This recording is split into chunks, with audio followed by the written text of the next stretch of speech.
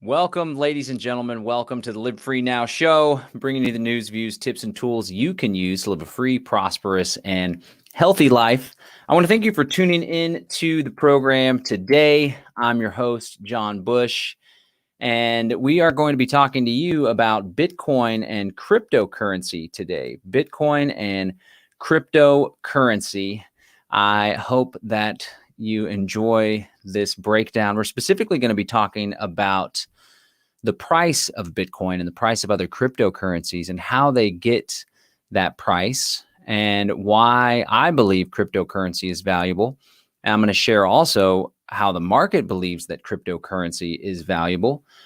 And yeah, we're going to break it all down. I want to invite you to subscribe to the podcast at livefreenow.show, livefreenow.show, where you can find all the previous episodes, where you can subscribe at the various little channels we got going here, and you can participate in the evolution. So I've been into Bitcoin for quite some time. Since 2012, really, 2012, 2013.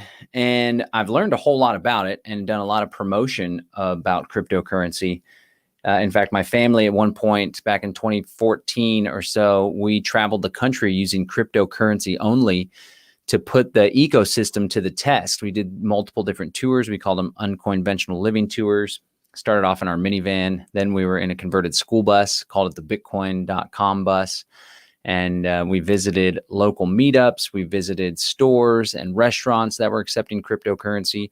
We encouraged stores and places that weren't accepting cryptocurrency to get onboarded into the Bitcoin world. And a lot has changed since then. A lot has changed with Bitcoin and the value proposition that Bitcoin has to offer. So we're going to break all that stuff down. I also want to encourage you, if you are interested in Bitcoin and cryptocurrency and you don't know where to start, you can go over to sovbtc.com, http://sovbtc.com. And I do one-on-one crypto consultations. So I could help you get set up with a wallet, help you make sure that it's all safe and secure and all that good stuff. So check that out, sovbtc.com. So another thing we're going to talk about, and we'll get right into that, is value and price in general, right?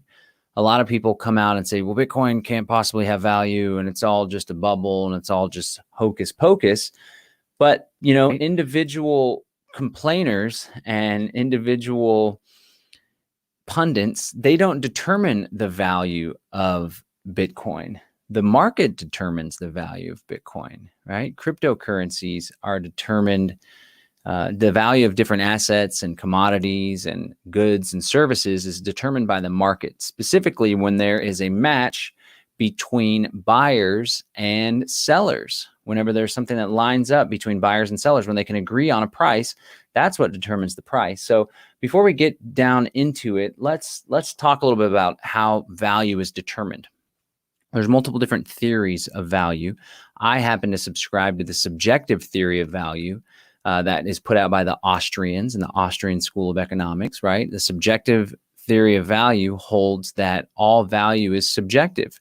It's in the eye of the beholder. It's the people that are participating in a market exchange or a transaction that determine the value of a good or commodity or service, right? There's other theories like the cost theory of value. Something has value based on the pieces and components that went into it. That's what I would call the wholesale costs, or the cost of goods sold, essentially. There's people that believe in the labor theory of value. This was like a Marxist thing, that something is determined by the labor and energy that goes into it, right? This doesn't account for that subjectivity, that connection, that agreement between the buyer and seller, right? And we're going to break down specifically, we're going to look at some charts. We're going to learn about candlesticks and how to read charts and assets here in a second. But I subscribe to the subjective theory of value. And I want to share why Bitcoin has value and why Bitcoin has value in the marketplace. So early on, Bitcoin had value to very few people, right? It was the cypherpunks and the crypto anarchists, and shortly thereafter it was libertarians that were like, wow, this could really disrupt central banking. Come to find out that central banks are actually going to be issuing central bank digital currencies using blockchain technology. But there's a difference between a decentralized blockchain and a centralized blockchain. But early on, it was like, what is Bitcoin going to be valued? Bitcoin came about, it was the idea of a person or a group of people named Satoshi Nakamoto. And in 2008, Satoshi Nakamoto released a white paper onto the world. I have that pulled up right here. You can check it out. Bitcoin, a peer-to-peer electronic cash system. And as we'll talk about here shortly, Bitcoin is no longer very functional as a peer-to-peer electronic cash system. It's actually pretty terrible as peer-to-peer electronic cash. Bitcoin Cash, in my opinion, is better for peer-to-peer electronic cash, but the Bitcoin value proposition has changed. That's something that's definitely important. This white paper came out in 2008, and then in January of 2009, I believe, early 2009 is when the cryptocurrency was launched. People started mining all that. Let's talk a little bit about what Bitcoin is real quick for those that aren't familiar. Bitcoin is a peer-to-peer digital cryptocurrency. It uses cryptography and mathematical functions to verify the transactions that take place on the network and to ensure that the cryptocurrency, that the Bitcoin tokens, are not replicated or duplicated or forged, which we will talk about in a sec, being a very important element of good, sound money. Right. And so it came out on the scene. The big technology behind Bitcoin is the blockchain, which is a distributed, decentralized ledger. Okay. So this is one of the reasons why Bitcoin has value to many people. One of the big problems throughout history was ensuring information is true and valid. And oftentimes institutions like banks or governments or companies, especially financial institutions, they would maintain a ledger. And this ledger indicated who has what money, when they traded it, transacted it, right? And this is how banks started off. Early on, you had gold and silver. There was things before that like barter and shells and other goods, right, that were traded as commodity money. But people quickly found that precious metals have all sorts of desirable properties when it comes to money.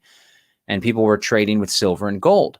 But for someone to travel a great distance or to go into a market to make a large purchase, it's not very practical to carry a whole bunch of gold.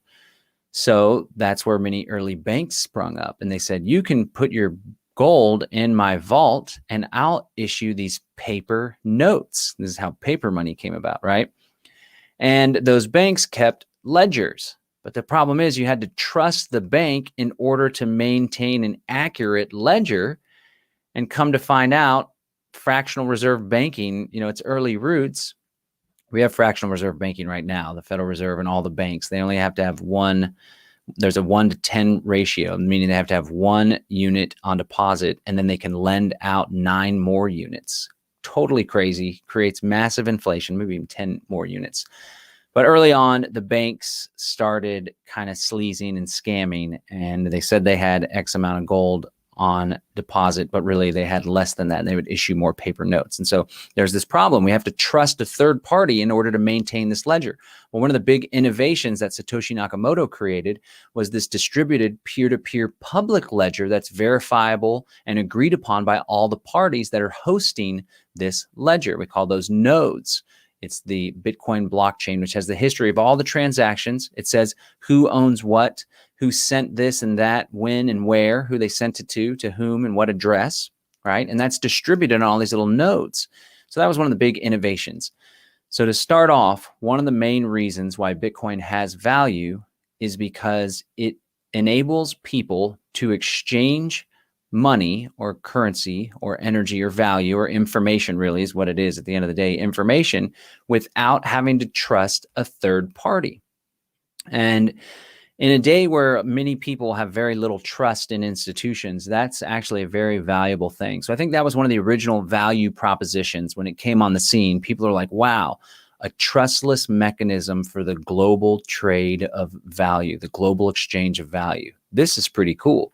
This is a pretty big deal. But early on, Not many people knew what the heck Bitcoin was, and it was a very small group of people that were actually messing with it. It was mainly like computer nerds and techno geeks that were messing with it. Early on, you could mine 50 Bitcoin, right? Bitcoin mining is someone running a computer. When I first learned about Bitcoin, you could still mine Bitcoin on a laptop. But a big lesson that I had, my ex-wife was like, hey, my good friend is telling me that we should mine Bitcoin. It's this computer money. It's going to be a big deal. It's decentralized. And I was like, oh, yeah, I've heard about Bitcoin, but I don't want to start mining or do anything with it until I learn more about it. And then I just never really got around to it until a couple of years later. But that was when you could mine Bitcoin, and it would pop out 50 Bitcoin for every block that was solved. And there were very few people that were mining Bitcoin. But I'm just going to throw that out there. So mining is running a computer that verifies the transactions on the network to make sure that it's a good, authentic, legitimate transaction. And they do that by scanning and checking the history of the blockchain. Okay.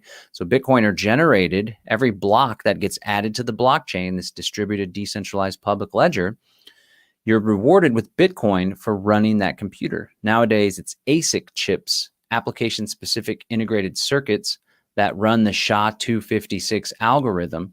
Very strong supercomputers, a whole decentralized network of supercomputers that do this. And back in the day when Bitcoin first started, every block that got solved, 50 Bitcoin were generated. So people were just collecting all these Bitcoin, trading them, sending them to one another. It was like kind of like a novelty thing, right? Bitcoin didn't really even have a dollar value. There wasn't a value. No one really determined what it was until allegedly, apparently, the first Bitcoin transaction was somebody that bought pizza with Bitcoin. Now get a load of this. Somebody in 2010 paid 10,000 Bitcoins for pizza. Back in February 10th, 2021, that was worth $446 million. 10,000 Bitcoins for a pizza. That would have gave each Bitcoin a value of a tiny fraction of a penny.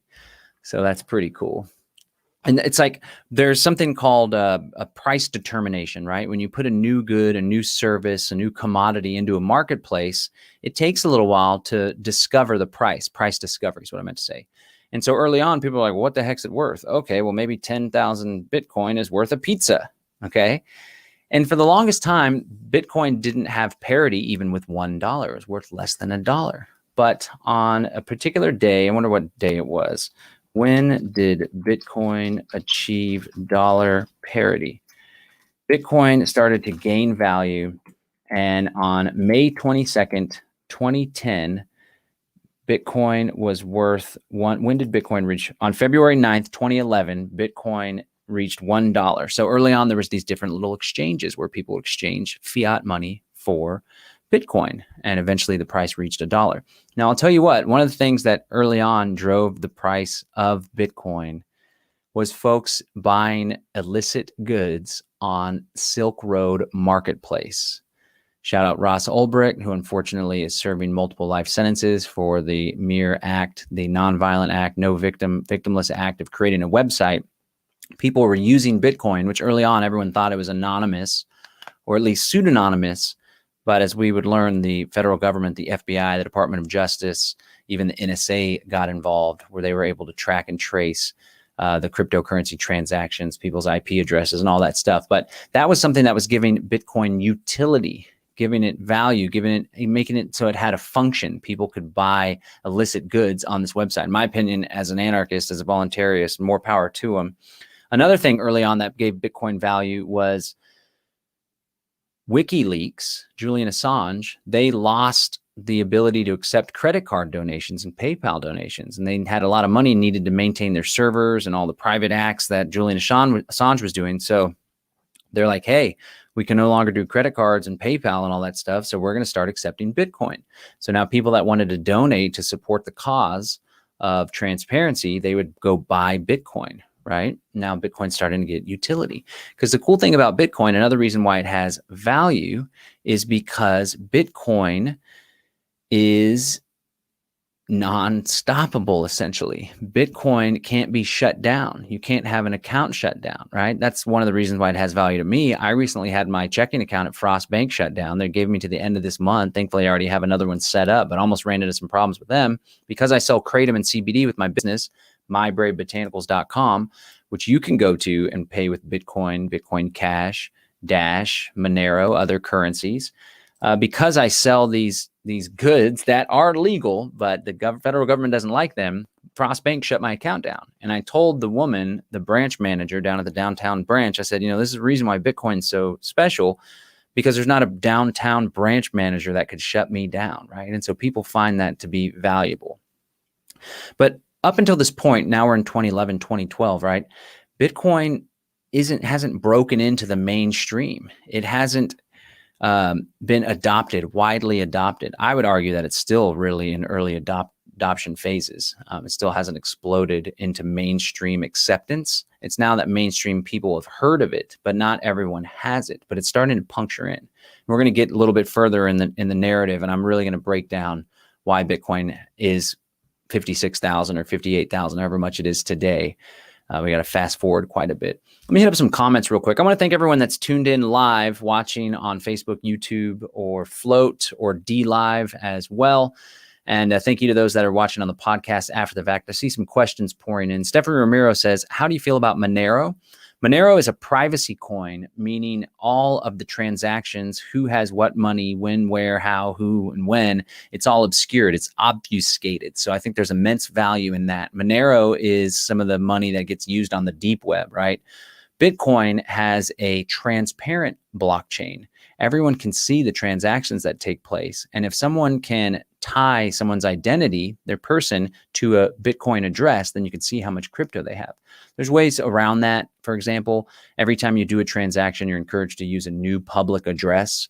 Public address is like your account number. A Bitcoin wallet can create an infinite number of public addresses. But at the end of the day, the transactions and the amounts of Bitcoin are completely transparent. There's other cryptocurrencies like Zcash or Monero that obscure that, and people find value in that. Again, we're talking about subjective value, subjective theory of value.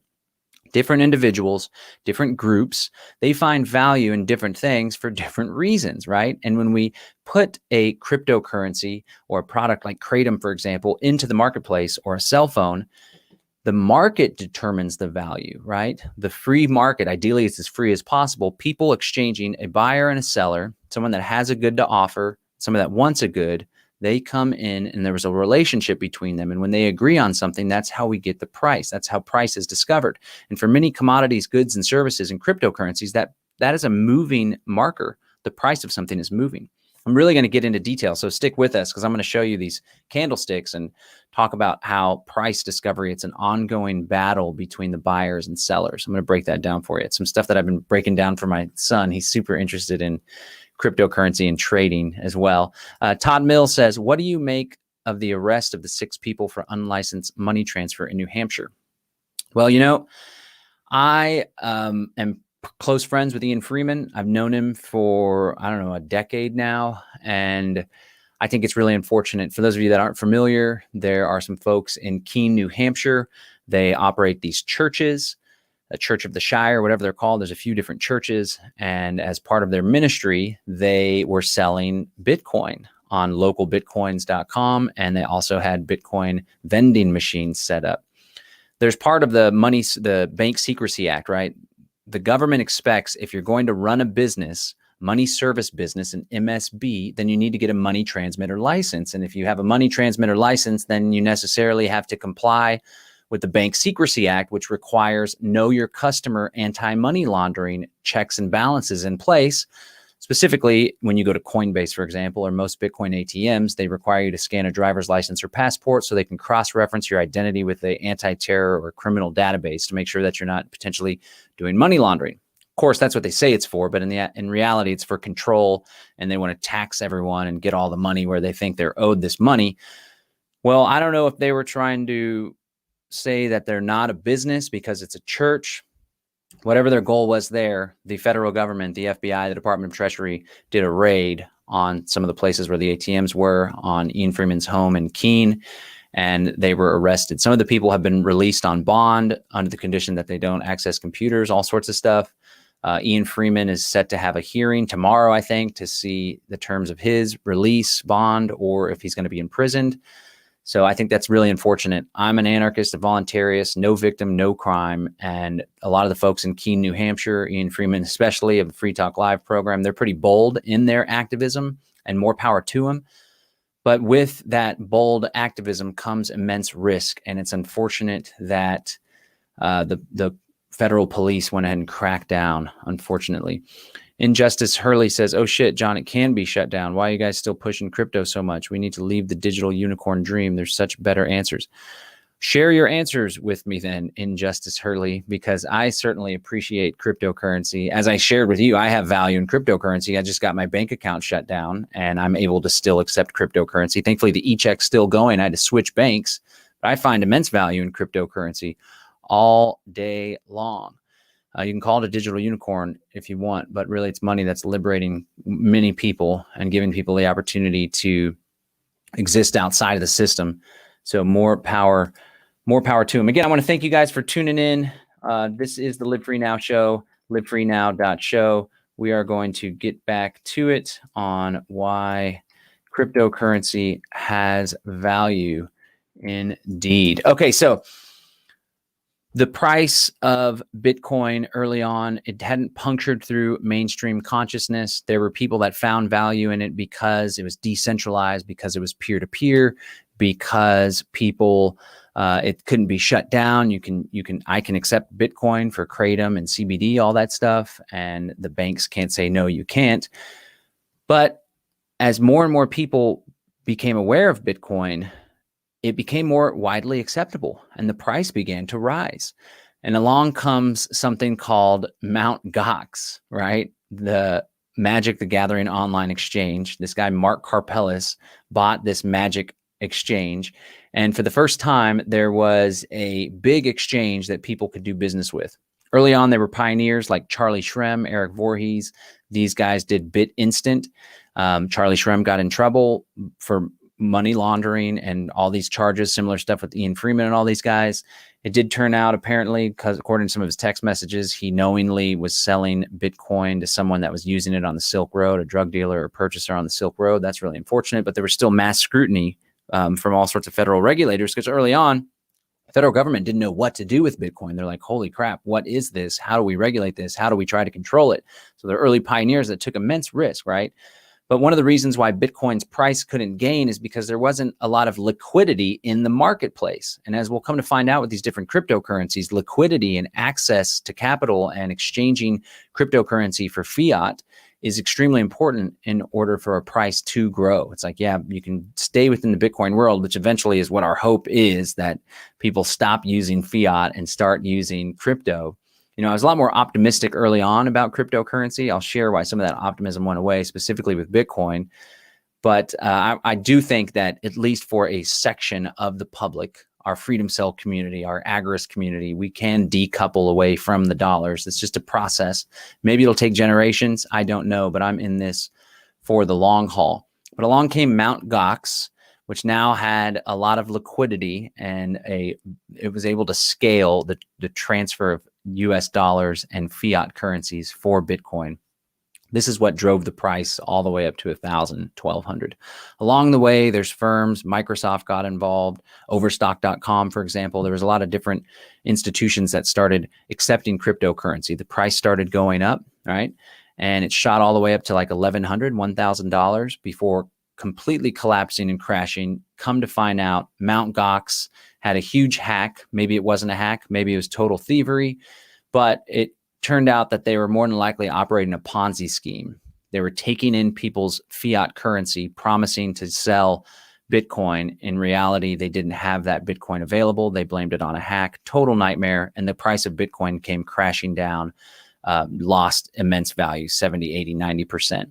Now, the media spun up a bunch of BS at this time saying Bitcoin's dead, not truly understanding that because one exchange went down, right, because of some hairy-fairy stuff, that doesn't mean that Bitcoin is dead, right? A lot of folks really had difficulty grasping this new concept of something that's not owned by anyone, but at the same time, anyone can own it, right? This decentralized phenomenon, this leaderless phenomenon, no CEO, no board of directors, no company to sue. That really is the beauty of a decentralized cryptocurrency. For example, Ripple, XRP, that's a company.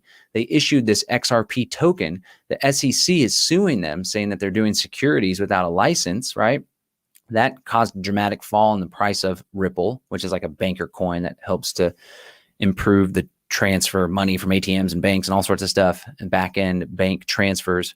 But the price came down a whole lot. And that's because there's a corporation that you can sue, you can squeeze, you can put pressure on. But with Bitcoin, that doesn't exist. It's a very beautiful thing. And so the price most certainly recovered, right? Now let's fast forward. Bitcoin is becoming more mainstream.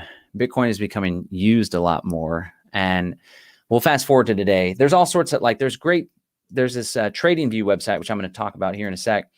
And they have this really cool chart here. Let me just show it to you. I wanted to use this as a tool for our conversation here. I'll link this in the show notes for the podcast audience, but there's just too many damn things. It's too thorough. Like it goes throughout the entire history. Silk Road gets seized, October 2013. Bitcoin price takes a tumble. It's like there's so many things. BitPay, there's a halving that takes place. There's so many things on here. It just kind of makes it difficult to follow all of the different events, but I'll link to it. But let's go ahead and fast forward. Okay, so why is Bitcoin valuable right now? Why is Bitcoin valuable today? Well, Bitcoin, the value proposition changed. Originally, people were excited about having this trustless, decentralized, peer-to-peer digital cash, right? But there was a problem with that. And that problem is that Bitcoin is terrible, terrible, terrible digital cash. We'll talk about that. But Bitcoin has gained immense value as of late as a digital gold of sorts, as a store of value, right? So we started off early on talking about why things have value, subjective theory of value. Things are valuable to different people for different reasons. Well, in my opinion, what's responsible for the mass run-up in price from 4,000 to 10,000 to 27,000 to 50,000 to 60,000, just over 60,000 is the all-time high, is institutional money is now flooding into Bitcoin, right? And institutional money and big money and hedge funds and large corporations that have hundreds of millions of dollars in their treasury, right? And they're like their savings account and their kitty, they are concerned about inflation and about the United States government and other central banks and governments debasing their currency, inflating the currency, which brings us to a very unique, valuable aspect of Bitcoin, and that it has a fixed supply. There will only ever be 21 million Bitcoin in existence. Right now, there's over 18.5 million. I'm seeing these comments here. I'm going to respond to some Injustice Hurley stuff about Bitcoin and transhumanism and all this stuff. And you're free to think whatever you want, and you don't have to participate in Bitcoin or cryptocurrency. And that's your right. But I'll respond to that here in a second. But Bitcoin has a fixed supply, which is another unique innovation. There only will ever be 21 million. Originally, every block, 50 Bitcoin were created and generated. That's how Bitcoin are mined or minted, right? And then every 4 years, that block reward is halved, okay? The most recent halving just took place in 2020. It's not every 4 years. It's approximately every 4 years. It's every certain number of blocks that take place on the blockchain. And so just in 2020, the block reward is now 6.25, okay? So there's a fixed inflation rate that's predictable. Prediction's good for money. It's good for entrepreneurs to have a predictable rate of inflation, okay? When it comes to fiat currencies, the US dollar, for example, there's no way to know how much inflation is going to happen, okay? And with the COVID-19 crisis, pandemic, scamdemic that's taken place, the federal government, the Department of Treasury, and the United States Federal Reserve Bank, the central bank, private bank, has taken to inflating the currency immensely, right? Remember the bailouts back in 2007, 2008? That was like 400 billion or 500 billion. Everyone thought that was crazy. Well, Biden just signed this $1.9 trillion stimulus package, right? Trump signed a huge, I don't know if it was like 900 billion or 1.2 trillion, something crazy like that. But all the while, the Federal Reserve discount window, which is when the Federal Reserve directly bails out and opens up dollars and they inject dollars into big banks, big commercial banks, they have been doling out trillions upon trillions upon trillions. And the number of dollars on the scene is completely exponential and growing immensely, which leads to inflation, right?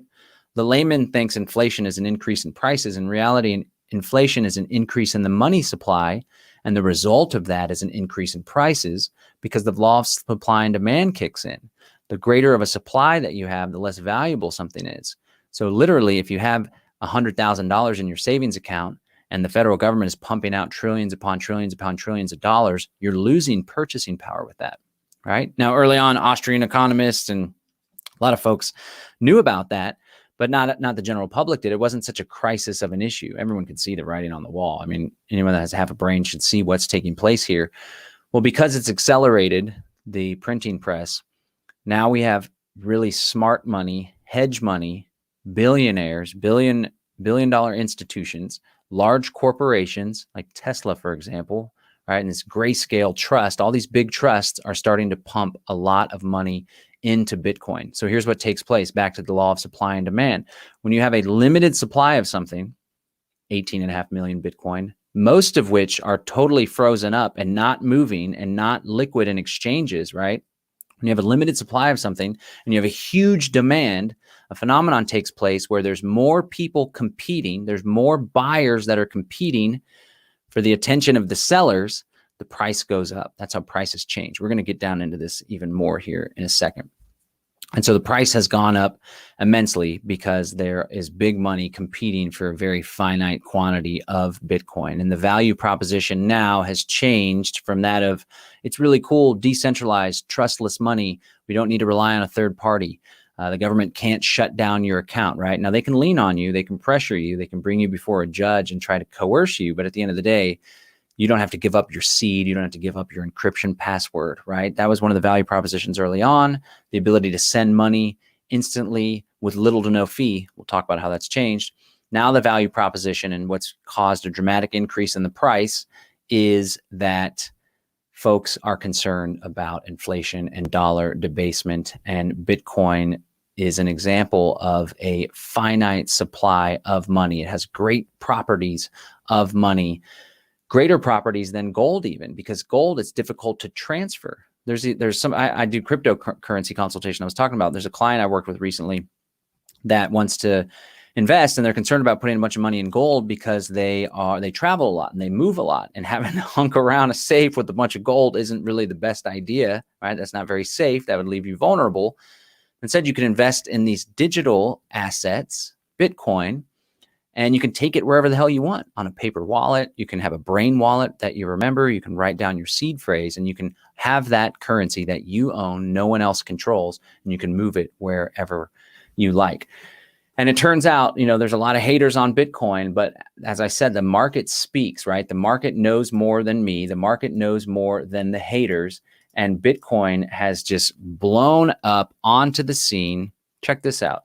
This is a list of all the top assets by market cap. Market cap is when you take the units of something and you multiply it by the price of each unit. So if with stocks, you take the price of a stock, and you multiply it by the number of stocks in circulation, you get the market cap, which is a great determinant of the overall value of that particular asset. And as you can see from this chart, gold is number one at 11 trillion. I want to share, many people are thinking it's possible that Bitcoin can overtake this market cap, which means the price of Bitcoin would 10x from around 56,000 to 560,000, right? So we have gold at 11 trillion. We have Apple at 2 trillion. Saudi Aramco, it's probably an oil company, Microsoft, Amazon, silver, Google, and Bitcoin is right here. Number 8, recently passed up Tesla. The overall market cap of Bitcoin is 1.095 trillion. That's a really big deal. I remember when it reached $1 billion. Absolutely insane. Absolutely crazy. And what's driving up the price, let's go check out the price. I like a website called coingecko.com. This is where I get a lot of information on Bitcoin and the different prices. It's up to 58 6,900. It's up today, 3.5%. So the overall market cap for Bitcoin is 1.092 trillion. And again, you get that price by multiplying the number of units in circulation times the price of each unit. So you get the overall market cap. That's just the market cap of Bitcoin. When you bring in the market cap of all cryptocurrencies altogether, it's 1.84 trillion, which would put it as the fourth most valuable asset in the world. Now, I want to point out again, what's driving all this price is all of these big hedge funds and all of this smart money. Where is that? This is a list of Bitcoin treasuries. These are corporations, hedge funds, and big companies that have Bitcoin in their holdings. And as you can see, MicroStrategy is number one. They have 91,326 Bitcoin, which is valued at 5.35 billion. Tesla, just behind them, has 48,000 Bitcoin, 2.58 billion. Square, which many people are familiar with, they have 8,000 Bitcoin or 470 million. So as you can see, there's all sorts of different companies now and holdings and hedge funds that are holding on to Bitcoin because they don't want to see their money and the money that they've gained in previous years go down the toilet. That's what's driving the value of Bitcoin, driving the price increase. Again, we have a finite supply of something. We have a lot of competition for that finite supply. These miners and these big mining conglomerations and mining pools, they have relationships with Coinbase, with PayPal, with Square, with MicroStrategy, to where a lot of these larger firms get first dibs on that cryptocurrency. So as the Bitcoin is generated, oftentimes it's already spoken for, which makes an even scarcer market for the retail investors that are trying to buy on Coinbase or buy at the ATM, so on and so forth. The price is only going to continue to go up. The federal government is only going to continue to debase the currency, right? All right, so let me respond to old Injustice Hurley here, and then I want to talk about a visualization of prices. We're going to talk about candlesticks and how the prices change. And then I'm going to talk about Bitcoin. It used to be digital electronic peer-to-peer cash. Now it's not. Now it's more of a digital gold. And that's unfortunate because I think if it hadn't have had these scaling issues, we'll break it down, then the price could be even more valuable right now. I'll talk about BCH, Bitcoin Cash, why I think it's a good alternative. But we do have some detractors, and that's always great. So what do we got here? Injustice Hurley. I was there for Mt. Gox and Cryptopia bullshit. Okay, that's great. Have you seen Catherine Austin Fitz's Building the Bitcoin Prison? We need to see the crypto scene for what it is, playing into the transhumanist agenda. So Bitcoin, so I don't think Bitcoin was like created by some New World Order proponent. I genuinely think Bitcoin was created by cypherpunks. I think there's a lot of evidence that maybe it was a conglomeration of some Atom Back, for example, and some other crypto cypherpunks. They had this little circle. They were always working on how to make this digital gold, this digital cash. So that gets that out of the way. I think Bitcoin came onto the scene, a decentralized currency, a decentralized system, right? That can't be shut down in one individual way. A country could say, you can't use Bitcoin in the borders of India, right? But people could still disobey and say, yes, we're going to do that anyway, and we're going to hide it from you and obscure it from you, right? But I think governments were caught off guard and were like, what the hell is this cryptocurrency phenomenon? And being the controllers that they are, they say, how do we try to control it, right? So it's a paradox. On the one hand, we have blockchain technology. And to answer your question, no, I haven't seen Catherine Austin Fitz's Building the Bitcoin Prison, but I'm very familiar with how blockchain technology is being utilized in order to usher in the Great Reset and technocracy. Earlier, I explained what blockchain technology is, right? This distributed peer-to-peer digital ledger.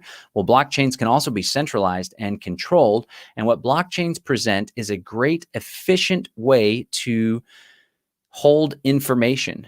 And then it also makes it easy and accessible to analyze that information. All that Bitcoin is information, right? It's a bunch of ones and zeros. And that information is who has what Bitcoin, who sent what Bitcoin to what address, when, and how much did they send. That's all the information that's on the blockchain, right? Well, other types of information can be stored as well. For example, in Austin, what's it called? MyPass. In Austin, there's a program.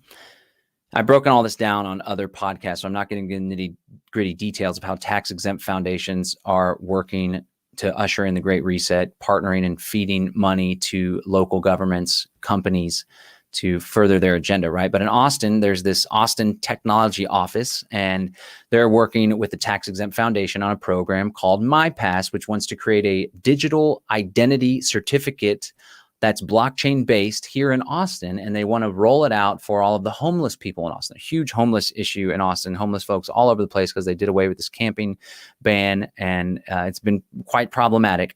And so they want to get all the homeless people to have a digital blockchain ID, and they want to use that ID to track the social services that they've doled out, right? There's all these programs called Pay for Success and Impact Investing. They want to do this in education as well. This is all part of the Great Reset, World Economic Forum's marketing plan for a New World Order 2.0, as I like to call it.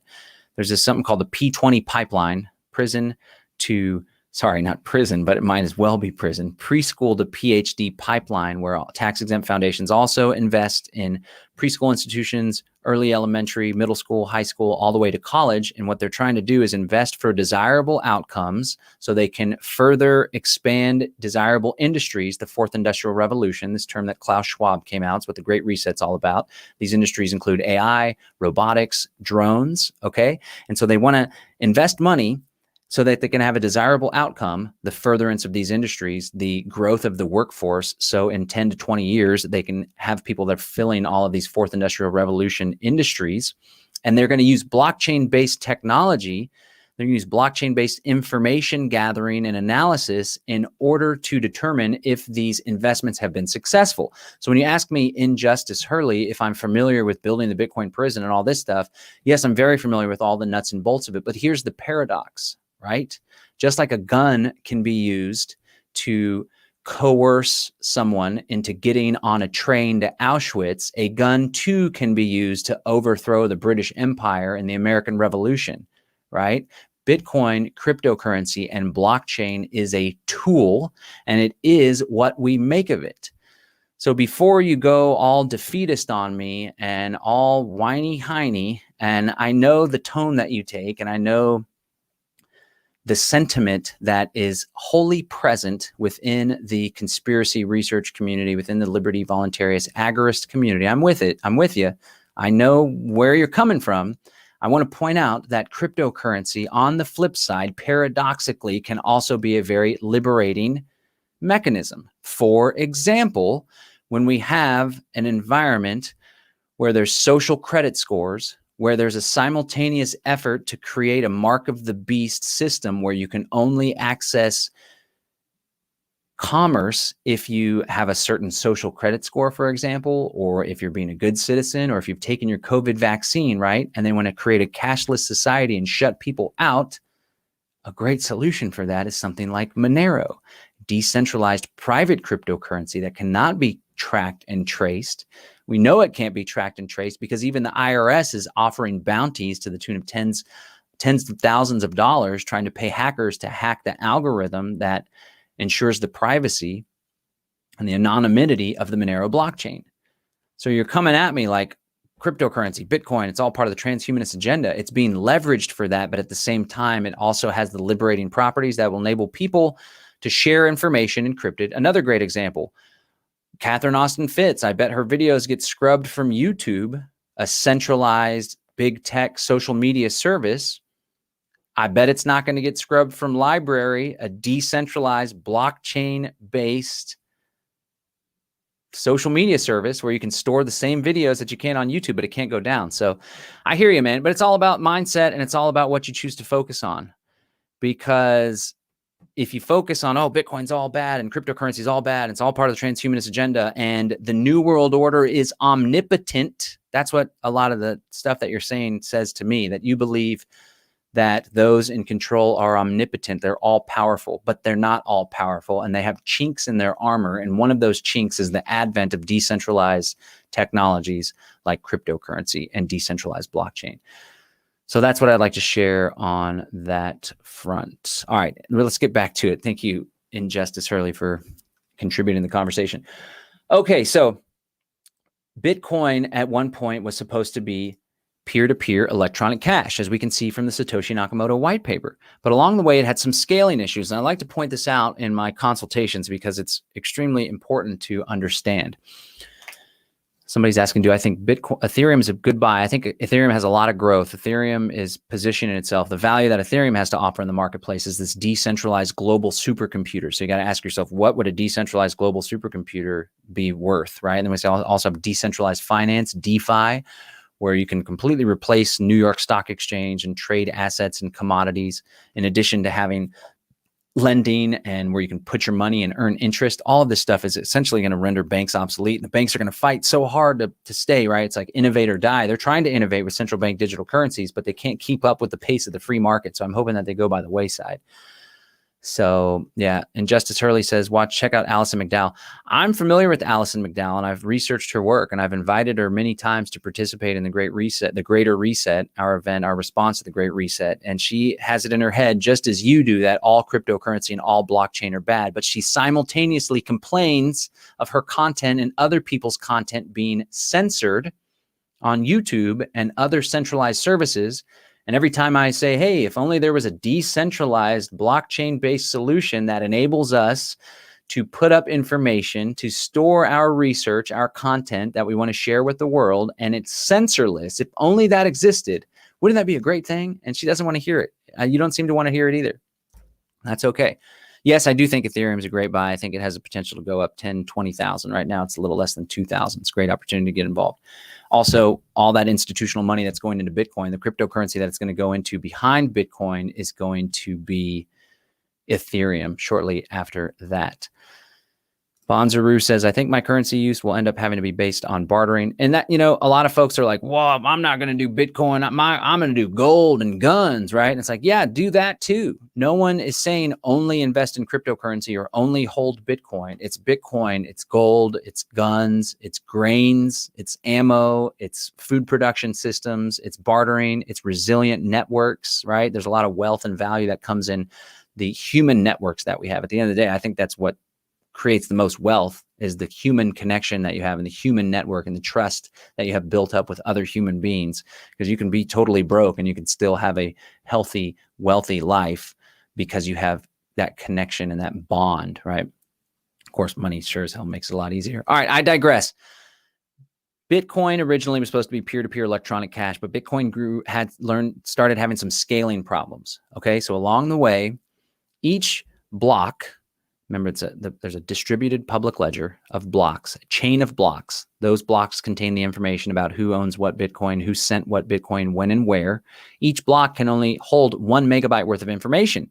So this was no problem. And early on, we're like, hey, you should set up Bitcoin for your business because you can accept money and value for little to no fee, unlike the credit cards that charge 2 to 3%. That was the value proposition that I would offer to online stores and to stores in person, right?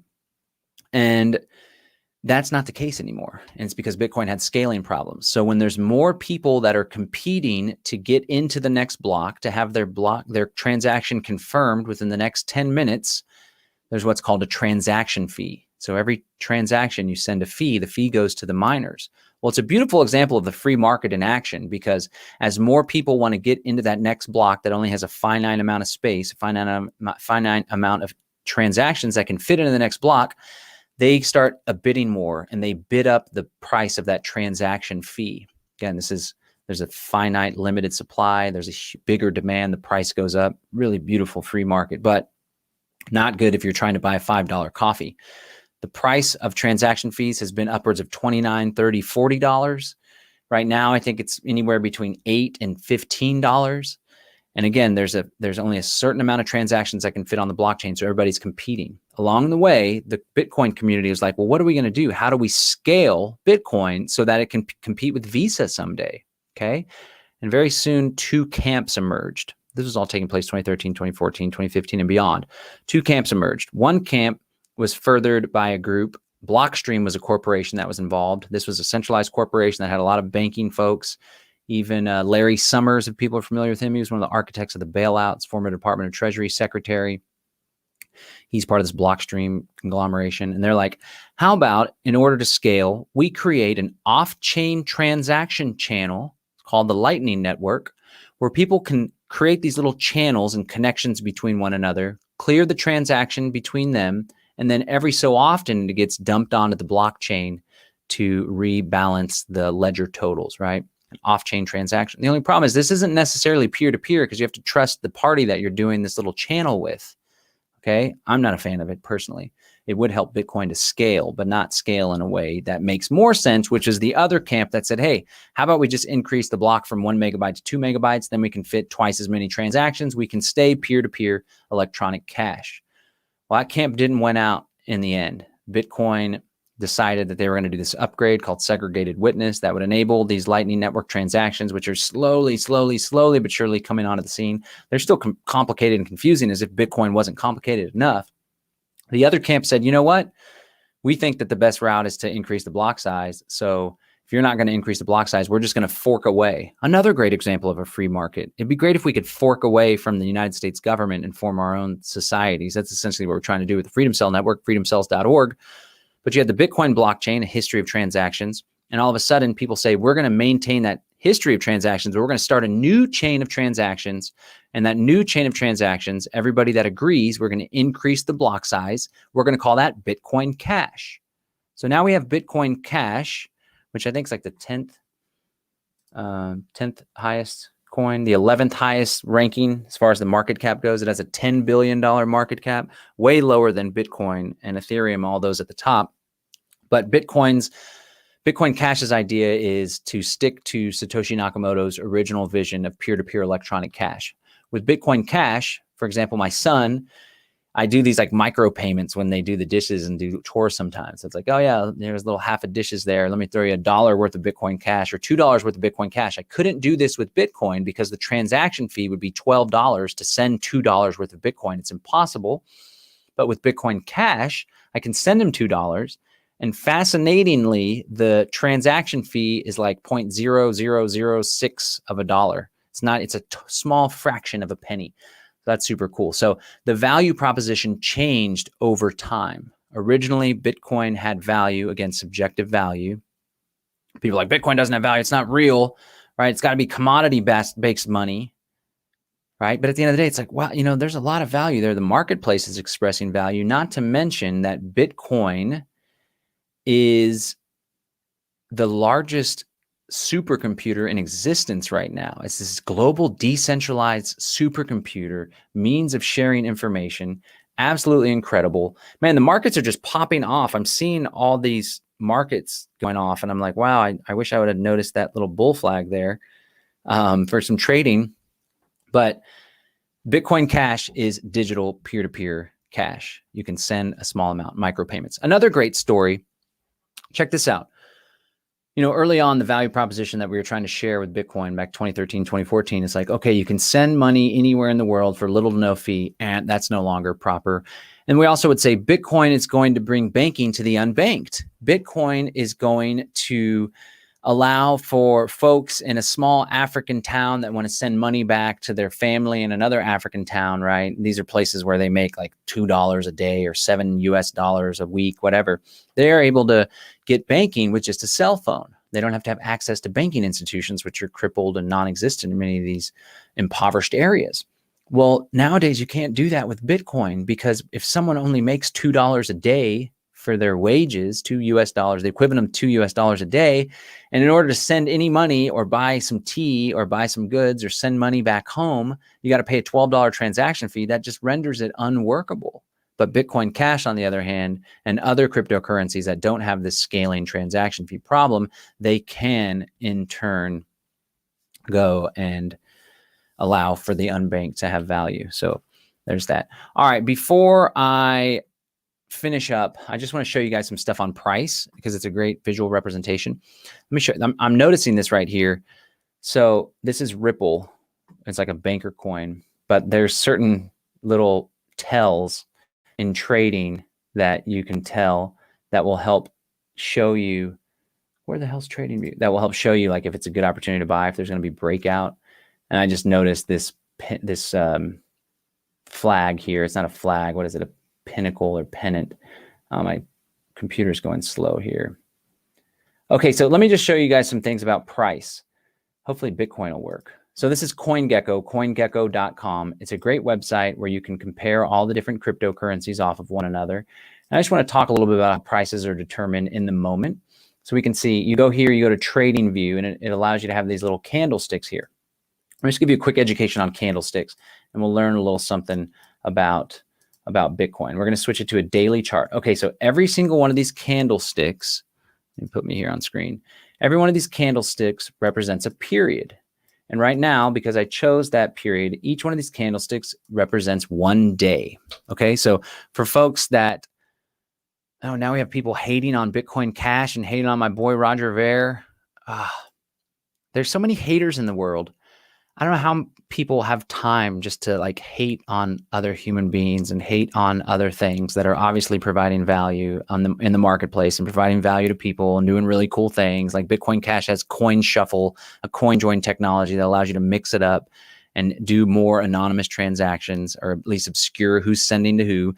If anybody values freedom, that's a pretty cool thing. But it's like people are hating on Roger Ver, hating on Bitcoin Cash. I mean, at the end of the day, I think you can measure people's success by how many haters they have. So I'm just throwing that out there. Okay, so this is good information, because a lot of people, when they see these charts, they're like, what the hell does that mean? I always see it on Squawk Box and CNNBC, and I'm curious what it means, but this is essentially price, right? So each one of these periods represents one day. We can change it to 30 minutes or an hour. If the candlestick is green, it means, if for those of you that are watching on the podcast, I invite you to go to coingecko.com as you're watching. Assuming you're not driving, you can follow along. You can click Trading View and you can pull up these charts and you can see it for yourself. But I'll try to describe it so it helps as well. So anytime you have a green candlestick, that means that at the beginning of the period, the price was at the bottom of the candlestick and it finished higher at the end of that one day period. Okay, that's a candlestick. These other little things are called wicks. That means that the price during that period went as low as 43,497 and as high as 54,775. But because the candlestick is red, it means that the price started the day at 54,000 and it ended the day at 49,942. And so I want to show you this because I just want to show and point out that price is nothing but a never-ending struggle between buyers and sellers, between bulls and bears. Okay, so check this out. When the candlestick is green, this is something that I teach my kids. I'm actually putting together an online course and a paid workshop about Bitcoin and stuff. And I'm using the lessons that I do with my kids to create content for the lessons that I want to do with adults, because Bitcoin and cryptocurrency is something that's so damn complex. If I can break it down as though I was teaching a first grader and a third grader, I think that would be valuable for folks to help them learn. Okay, so whenever the candlestick is green, it means that the buyers were in control of that particular period. Whenever the price goes up, the buyers are in control. Whenever the price goes down, the sellers are in control. This takes place because during a green candlestick, during a bullish period, during a period where the price goes up, the buyers are in control, and it's those buyers that are competing to earn the privilege of buying from one of the sellers. Let's flip that on the head. The price goes down when there's more people that are wanting to sell than there are that are wanting to buy. Does that make sense? Let me know if that makes sense in the comments.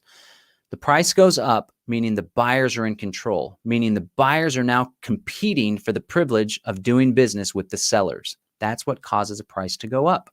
A price goes down when the sellers are in control and the sellers are competing to sell to the buyers. They're like, so imagine there's more buyers, right? And the buyers are like, hey, I want to buy Bitcoin. I'm really excited about Bitcoin. The price keeps going up. I'll pay 55,000. And these sellers are over here like, oh, that sounds like a pretty good proposition. But there's more buyers. So the next buyer's like, no. I'll pay $55,050. And the seller's like, well, this is getting better and better. Maybe we should wait until the price goes up more. And the other seller's like, no, I'll pay 55. Screw it. I'll pay 56,000, right? They're competing. On the flip side, when the price is going down, there's more sellers.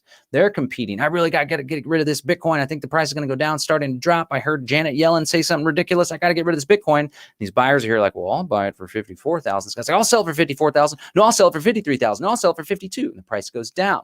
And the cool thing about markets, especially when they're free markets and they're molested by governments is the price can just do this natural, beautiful, spontaneous order, this free flowing. To like Jeffrey Tucker always talks about the beauty of prices and marketplaces and spontaneous order. Just freedom is such a beautiful thing when it just comes together in such a harmonious way. But that's essentially what's taking place, and that's what price discovery is all about. The price of something changes; it's entirely subjective, and it's an agreement between the buyer and the seller. Now, let me point out a few more things for those of you that are interested in cryptocurrency. And then we're going to wrap this up. So there's signals that you can learn. This is called technical analysis. Just going to go over a quick little couple basics. Oh, Mark Van Duzer points out a great point. Thank you, Mark Van Duzer, watching on YouTube. Crypto, just like your bank account, isn't worth anything until it's used to purchase assets. I love that.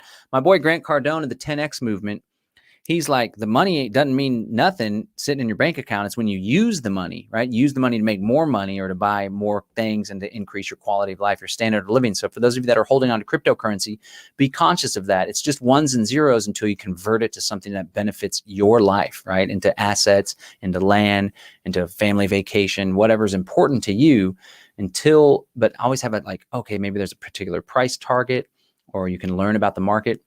Let me just show you some things. There's these little signals called technical analysis. As you can see here, this is what's called a double top. And oftentimes when there's a double top, it means the price is going to go down. So boom, the price topped out here, went down, boom, there's the double top. Oh, then it went down considerably. When you flip that around, it looks like a W. It's called a double bottom. That means the price is going to go up. But there's one great mechanism that I like a whole lot to determine prices or when a good time to buy is, and it's called ceiling and support. So I'm just going to show you this real quick because it's a great indicator of prices or when it's a good time to buy. Okay, so ceiling, resistance is the ceiling, and it's when prices go up and they start testing new highs, but then they come back down. Prices have a tendency to bounce between ceiling, resistance, or the floor, support. Okay, so prices have a tendency to bounce up and down. And this happens naturally, but then there's investors and traders that spot these mechanisms. So it turns into a self-fulfilling prophecy. So as you can see, let me find a good period to show you. Let's pull back a little. Thanks for bearing with me if you're in the podcast audience. Okay, so from this period between November 21st, 2020 and December 16th, approximately a month, you can see that the price never really broke out above 19,480, right? So that's the ceiling, that's resistance. On the flip side, the price was bouncing around this area right here between 16,275. So you can see the price bounced around. Let me tell you a good signal on when to buy, right? It's called a breakout. So as you can see, the price was popping up, hitting this resistance, and then going back down. If you're in the podcast audience, again, I invite you to check this out on your own on CoinGecko, but just imagine the line going up and trying to punch through the ceiling, and then it goes back down. But as you can see, when it finally did punch through with a lot of volume, this little indicator down here is the volume, the amount of dollars or amount of fiat going into Bitcoin at this time. It punched through resistance. That's a good signal if you're a trader that the price is about to go up, potentially, more than likely going to go up. And then there you see it shot up, and this began this huge bull run that is still going on to this day. So I just like to point out that stuff. I did a video before. This is the kind of stuff I can talk to you to if you do a one-on-one consultation with me. We'll break all this stuff down. But as you can see, the price is continuing to skyrocket and continuing to go up. Look at that. That was that little window down there. Now look how high it is. Another way to check out price is you draw a line, trend line. You can create a channel and you can see this is where the price is heading. It's absolutely ridiculous. The price of crypto is going way up. So for all the haters out there, the marketplace doesn't lie. And so John Bush can think this or that of Bitcoin. The haters can think that or this Bitcoin, but the market is indicating, showing that Bitcoin has immense value in the marketplace. So let's just recap real quick before I let you go. Prices are subjective. Value is subjective. Other people believe differently, but I believe the most sound economic theory when it comes to how is the value of something determined is the subjective theory of value, right? The labor theory of value or the cost theory of value leaves much to be desired. When two individuals come together, a seller and a buyer, they must agree on a price in order for a transaction to take place. When a bunch of buyers and sellers come together, like we see in the Bitcoin trade, they all tend to agree on a similar price, right? Because if they can get it here for this price, but it's being sold over there for that price, they're going to go to where they can find it for lower. And this struggle goes on between the bulls and the bears, the buyers and the sellers. Very beautiful thing. And so prices are subjective. It's all in the eye of the beholder, okay? And so Bitcoin, why does Bitcoin have value? Well, Bitcoin has value on the marketplace because it is a decentralized supercomputer that allows for trustless transactions to take place. You don't have to rely on a centralized third party in order to exchange value and trust that the person that says they're sending you money, cryptocurrency, they have that cryptocurrency. They're not lying about it. We don't have to rely on a third party. In a modern world where many people are losing faith in centralized institutions like banks, corporations, and governments, many people are finding value in cryptocurrency. Cryptocurrency has had a slowly growth and gain in value as there's more exposure, as more people become aware of it, as it's adopted more and used more. More recently, in 2017, 2018, Bitcoin's price shot up to like 20,000. Let's look at it here on the chart. We can look in terms of weeks. That gives us a nice big view here. So here we have December 2017, the price shot up to, about 19,000. This was retail investors that were driving that price. Retail investors being little guys that want to put in 5,000 here, 10,000 here, maybe even 100,000, big money, right? That drove up the price. The price quickly came crashing down. There was a lot of hype, if you remember, on the media, CNBC, Fox Business, all of a sudden everyone's talking about it, right? Meanwhile, I've been telling people to get involved since 2013, 2014, encouraging them to get to the left of the decimal point, meaning to get a whole Bitcoin, because sooner than later, it's going to be very difficult to get that whole Bitcoin is what I would tell people, right? 2013, 2014, 2015, nobody was really taking my advice until they started seeing it on TV. For some reason, that's an indicator that it's all good and kosher, but then you miss out on a lot of opportunity when you do that, right? You got to be ahead of the curve. The price went back down. That was mainly retail investors, a lot of speculation, a lot of people aiming to make money. Well, the paradigm has changed now. Same paradigm, essentially, in that governments have been substantially inflating currency for quite some time, but that has accelerated and people are becoming more and more aware of that. And so what's driving the price action now, the price from $12,000 all the way up to just over $60,000 just recently, is that now institutional investors, legacy financial institutions are investing hundreds of millions, hundreds of billions of dollars into Bitcoin and other cryptocurrencies, predominantly Bitcoin and a little bit of Ethereum. And they're doing that because they are concerned that the money they have, the money that they've earned through their businesses, through their investments, is losing value because the United States government, the Department of Treasury, and the Federal Reserve Bank are inflating the currency at a very rapid rate, causing the value of the dollar to go down in relation to other assets.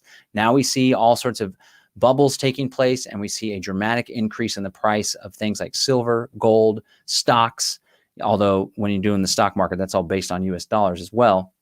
And we see Bitcoin, a decentralized cryptocurrency that has a fixed supply. There will never be more than 21 million Bitcoin.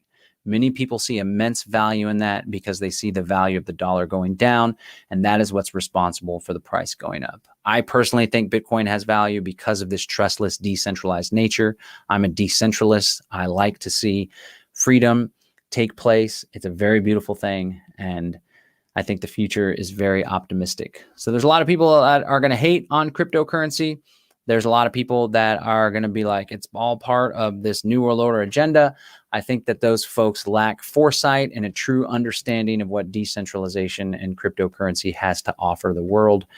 So if you want to learn more about cryptocurrency, if you want to get onboarded, if you want me to help you set up a wallet in a safe and secure manner so it can't be hacked, but more importantly, so you can't screw it up yourself, that's how most people lose crypto, is from user error.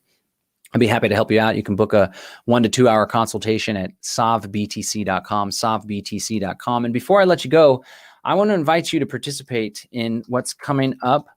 We are putting together another Greater Reset event. If you remember, we did the Greater Reset, a response to the World Economic Forum's Great Reset that took place at the end of January. Well, coming up pretty soon here, we're going to do what's called the Decentralized, Distributed, and Disruptive Tech Summit. That's taking place on April 10th and April 11th. We're also going to be doing the Greater Reset Activation Part 2, a week-long event that's going to be taking place at the end of May. But the Decentralized, Distributed, and Distributed, and Disruptive Tech Summit will have a lot to do with cryptocurrency, decentralized technologies.